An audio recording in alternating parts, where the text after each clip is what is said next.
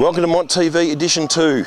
My name's Ed, and here I am at the Para Road ground to see the Twilight Anzac Day game between Montmorency and Eltham. A big crowd is building, and we're going to see a game where the players get to pay their respects to those who have fallen before us.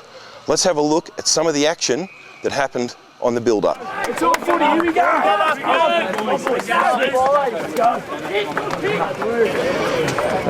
Another Anzac Day at Mont. How's it feel, Yes, mate? so it's been fantastic. We had the dawn service over at Eltham where we had probably about 7,000 people there, and we probably had about, the crowd was down a little bit because of the rain, but we still had probably in the vicinity around about 2,000, which is fantastic, really. And a bit special coming to Mont each year for you? Oh, it always is. Now, and that's enough. Actually, I've bled at the club, so I suppose, yeah, it's always nice coming back here, Monty. They shall grow not old, as we are left grow old. They shall not weary them, nor the years condemn. At the going down of the sun, and in the morning we will remember them.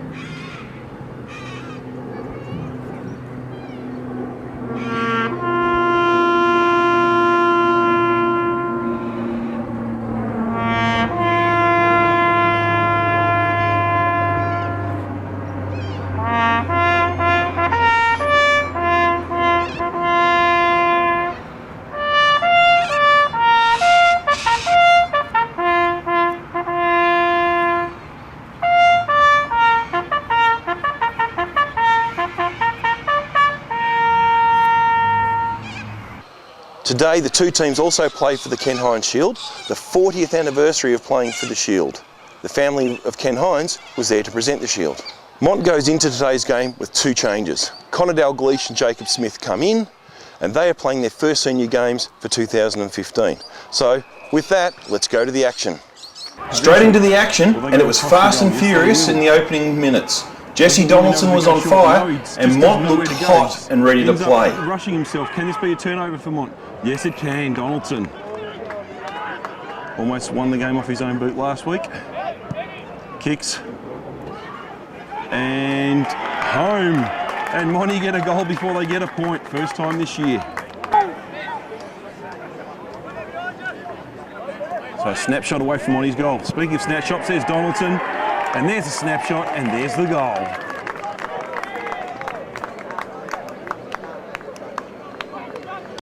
And unsure.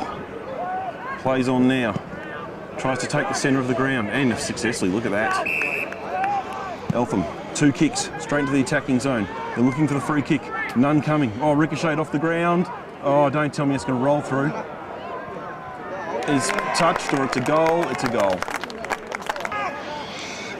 So right next to the Montmorency point post. So the ball is sort of going around the ground everywhere. There's a whistle, can only be a Montmorency free kick. Monty was first at the ball, and there was no doubt about that one. And Lukey Collins, so Collins not far out, but it is very muddy, as anyone that knows Mont knows that that goal square area is pretty muddy. Collins steps through it, and that's Mont's fourth goal. So very high scoring game considering the conditions. And that's twice now that Eltham, using basically the Pagans paddock, they're pulling everyone out and allowing the ball to skid through to an uncontested goal square. As long as you're straight, it will always go through for a goal. Back of the pack, Deuter, can he get it? Off the ground. Yes, he does. Good response, Montmorency. Then something happened. Eltham started to swarm the ball, getting numbers to the contests, and the game changed and never turned back. Montmorency is under siege. How will they respond? Fitzgerald play. Oh, he slips as he kicks it. That's unfortunate. And turned over. Eltham just go bang, bang, bang. The second quarter was a disaster for Mont, and the game looked over by half-time. Punch forward. Where are the Montmorency attackers? Eltham just kept moving the ball forward. Just pressing. It was almost like the old Alan Jeans school of coaching. Wow. Keep moving the ball forward. If the opposition don't have it, then they ain't scoring. Slaps it forward. Don't tell me Eltham are going to get a goal out of this. Oh, could have been in the back there. Oh, look, they're just lining up. Oh, dear. Just goes behind him. And Eltham work it out again. They get the clearing shepherd. handballs. I mean, that's how much confidence they've got. Look at this. Look at this. This is champagne football from Eltham. Push the lead. Again, my goodness me. 50 points. Weather the storm. Mont just looking tired at the moment. The ball goes out of bounds, still holds on to it. What's the umpire going to say here? Holding the ball. There's got to be some extra metres. So Jimmy Gall saying Monty need this. Puts it through. A much needed goal from Montmorency. Cahill goes long. I think he's got the distance in him. Oh, he was oh, it's a mark. Brooker, of course. He does. Kicks. Is it touched or is it a goal? It's a goal.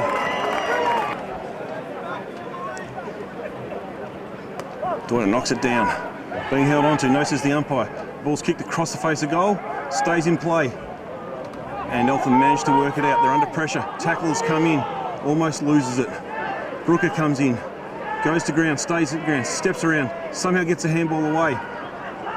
They fake it. They've got to have the kick at shot. It's touched, still in play, McCallum. Somehow keeps it in. Handballs, we need a goal. And there it is. What a goal that was. So Mont's just got to be sure. Mont in the last quarter did get back in the game. And being 44 points down, suddenly it was only 17 points of difference, and hope was well and truly alive, and the crowd was really in it. He's taken the ground, still got it, and the full.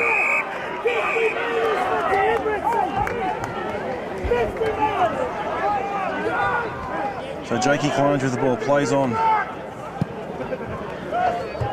Goes up the wing, contest.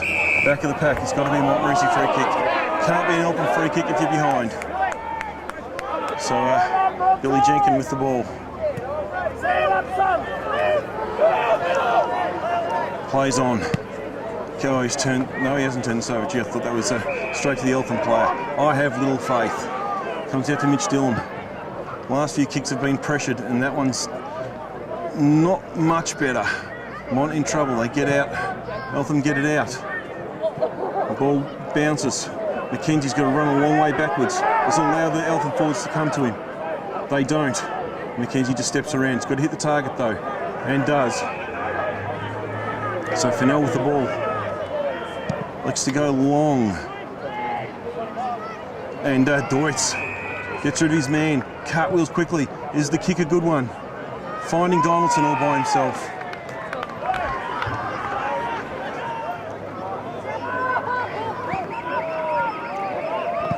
Donaldson kicks and nails it.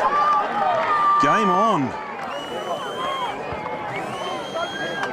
So Eltham took the Bickies on the Anzac Day clash, and all kudos to them.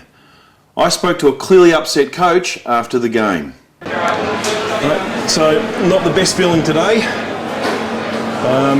Let one go that possibly could have won.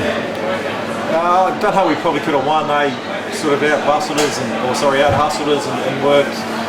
And probably, they came to play, we didn't, so no, full credit to them, they deserve to win. The second quarter, definitely the pivotal moment. Yeah, we just our pressure dropped off and they just worked harder and wanted it more, and it showed on the scoreboard. It's pleasing today though that we did keep scoreboard pressure by kicking goals instead of points. It's a small positive, I suppose, yes. And your key highlights for the game, what did you take out of today? Oh look, the thing that I took out from today's game is that we're a young side, and if our pressure, our work rate and our want for the contest and our want to compete goes and it is only marginally off, we'll get beat. Now we'll get beat by anyone if that's the case. So not the best result for Montmorency today, but to get so close after being smashed all day is a huge positive for this young playing group that Coach Ben surely must take away from that. And speaking of positives, I'm going to spend a minute with one of the most positive people around the club, Jason Cole. All right, Coley, one of the more popular players around the club, mate.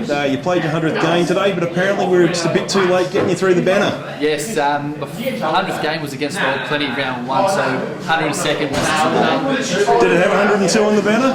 No, only 100, but that's okay.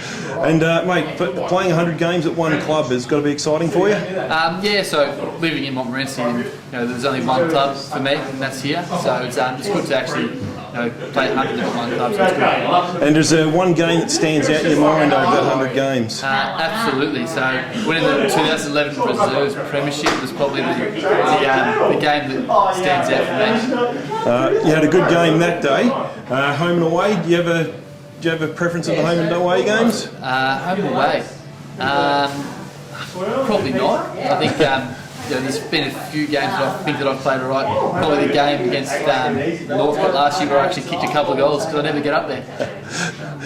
And a couple of games in the seniors, pushing through up and down, a bit of a yo-yo. Can you consolidate the form this year? I like to hope so. I've had a pretty decent pre-season, so a couple of games through the reserves at the start of the year. Hopefully I can get some fitness to the form stays up. So fingers crossed. And favourite position at the club at the moment? Favourite position has to be halfback. Halfback. Yeah, I like reading the play and trying to get a few easy kicks is always good. So that was Mont TV for this week. Unfortunately, no real happy faces around a club when you've lost a game, but all we can do now is regroup, and this week against Northcote Park should be a cracker. So go Mont!